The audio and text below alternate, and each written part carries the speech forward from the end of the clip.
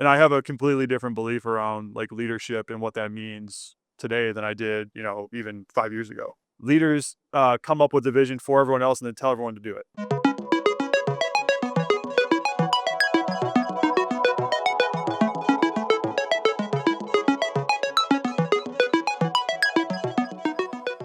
Pause for team dynamics because when the team moved and became Winnipeg Jets, you ended up rising to rank of being captain. But part of this process, whether it's us in the company, we're an individual, but we're also part of the team. And there's these dynamics around that where you've got to put in the time, effort, and energy. And many of us have seen, Tiger Woods documentary that came out, was a year or two ago. That's a little hardcore training when you're, what, three? Uh, the There's that dynamic that's different in team sports versus like if you're a golfer or you're an individual, which is actually, I think, the reason why the US has struggled to ever do anything in golf during the Ryder Cup. Just the team dynamics for the US team versus the European team it's just completely different universes. So how do, likening it to kind of us as an individual contributor, but at the same time being part of the team, how does that dynamic manifest itself at the most elite level for hockey?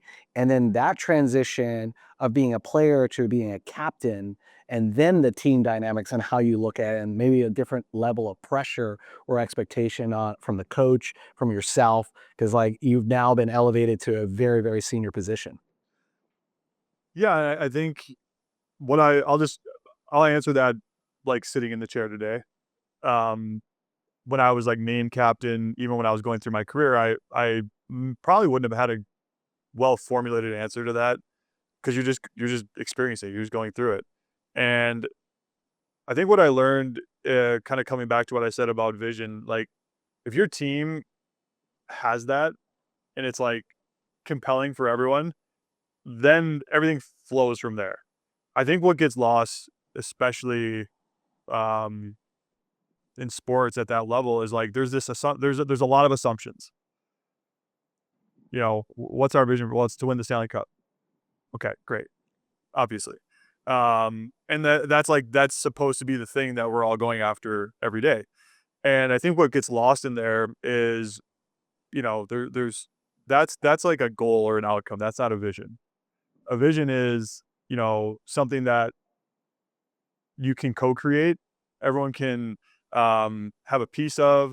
Everyone can, add their own flavor to it because like when you build something together, now everyone has a little bit of skin in the game, and there's gonna be way more likely that everyone's gonna be like, I'm gonna do whatever it takes to make that thing come true. Versus what my how I experienced leadership and even my like version of leadership when I was captain was like leaders come up with the vision for everyone else and then tell everyone to do it. That can work too. The problem with that is I don't necessarily like being told what to do. I don't know about you guys, but like parents in here, when you just keep telling your kids what to do, uh, yeah, there's a respect level and they're gonna do it, but there's probably gonna be some type of struggle, some type of fight, some type of like, fine, I'll do it. And that's where I'm saying, like, when leadership is just talking down to people and saying, hey, here's what we're up to, and either get on board or get out, it can work and there can be results created. And I think when that's something that teams all are getting a piece of, that like there's a whole new level of the game that's being played. And so those are some painful lessons that I had to learn. Like my role models growing up were like the Michael Jordans of the world, the Kobe Bryants of the world, who it was like either do what I'm telling you to do or we'll find a place for you. And those are guys are the best to ever do it. So it worked and they got results. And I would be curious what would happen if like there were different levers being pulled, in the midst of their greatness. So those are lessons that I learned. And I have a completely different belief around like leadership and what that means today than I did, even 5 years ago.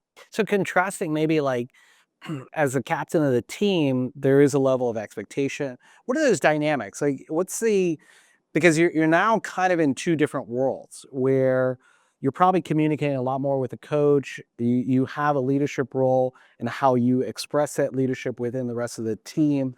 Can you kind of tell us those dynamics? Because I think there's a lot of lessons that we can all learn. Because I've always believed in meritocracy.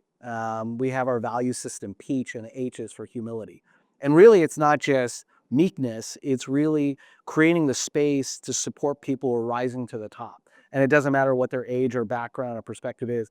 If they're the best, we need to do whatever we can to coach and mentor them up very quickly. So can you kind of give us the behind the scenes perspective of being a captain, what the process is, how a person is chosen as captain, what are those conversations behind? Are you talking to the owners?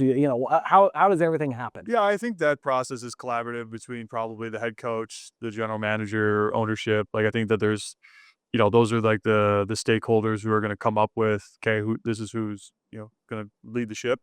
As far as like day to day duties, yeah, there's far more communication with the coach. You're kind of the liaison between the locker room, and the coaching staff, and you're kind of that bridge between, hey, this is where the team's at. Communicate that with the coach. Hey, this is the message the coach wants. Communicate that within the team. So I think it can be a really great experience. My experience was great because I had a great coach, Paul Maurice. He's won 2 Stanley Cups the last couple of years with the Florida Panthers, but you know, he was we were able to communicate. I was able to go into his office and have a conversation, like as humans, as dads, as people.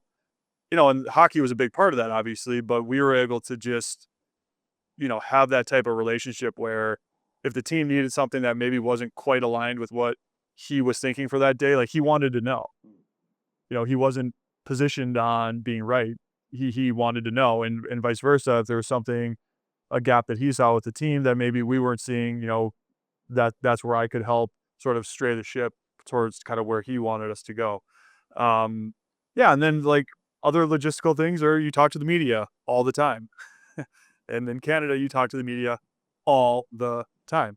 Uh, and that's, that can wear you out after time, but it's part of the job.